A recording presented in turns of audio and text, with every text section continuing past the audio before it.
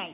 তুমি ভাবছিলাম কি জানো, 5 বছর পরে না তুমি গোছাবা, আরো বেটার জায়গায় আমাকে রাখবা, আরো বেটার কিছু হবে, আমি স্বর্ণ গয়না পরে উফ কি লাইফ লিড করবো আমি। আর সেখানে তুমি চাকরি ছাড়ে দিয়ে এসে পড়ছো। আমি না তোমার সাথে না আর একটা মুহূর্ত থাকবো না। আমার যা বুঝার আমার বুঝা হয়ে গেছে। আমাকে এখন সোজা আমার বাবার বাড়ি চলে যাইতে হবে, আমি ক্লিয়ার দেখতেছি। মানে কি বলতেছো তুমি? যে আমার চাকরি চলে গেছে আর চাকরি চলে না যেতে না যেতে তুমি আমার সাথে থাকবে না? তুমি বলতে পারলা? হ্যাঁ, তুমি আমাকে ছেড়ে চলে যাবা? হ্যাঁ, বাবার বাড়ি চলে যাবো আজই এবং এক্ষুনি। আমি বাবাকে ফোন দিচ্ছি, বাবা এসে আমাকে তোমার সামনে নিয়ে যাবে। তোমার মতন ছেলের সাথে আমার পক্ষে থাকা কোনোভাবেই সম্ভব না।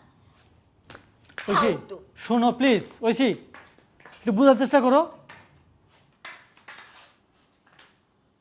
ঐশী, কি ভাবলা? চুপ।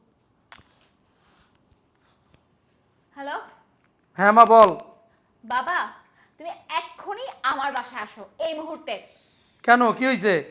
আমি ওর সাথে আর সংসার করবো না, তুমি আমাকে তোমার বাসায় নিয়ে যাও তো। কি বলতাছো সংসার করবি না? কেন, কি হয়েছে?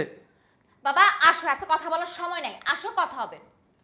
এই ছোট বিষয়ে যদি বাবাকে কেন কল দিলে আমি বুঝলাম না কিছু। ঐশী, হ্যাঁ, তুমি মানে কানে শুনতে পাও না আমি তোমার সাথে থাকবো না।